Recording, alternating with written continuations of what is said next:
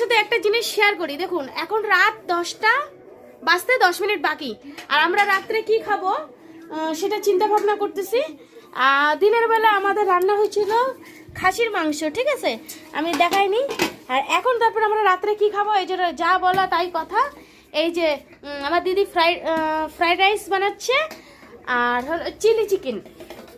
Chilli চিকেনটা কোথায় marinate করে রেখেছি না, এই যে চিলি চিকেনটা ম্যারিনেট করে রেখেছি, আর এখনো বানাচ্ছি। দেখেছো আমাদের রাত্রের খাওয়ার, যদি খাওয়ার মন করো তাহলে রাত একটাই খাওয়া যাবে, অসুবিধা নেই। এই দেখো,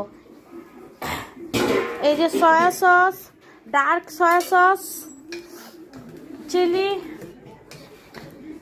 দেখো চিলি সস নিয়ে এসছি রাত্রেবেলা। আজকে রাত্রে আমাদের ডিনার হচ্ছে ফ্রাইড রাইস আর চিলি চিকেন, আর যখন বানাবো তোমাদের দেখাবো, ঠিক আছে?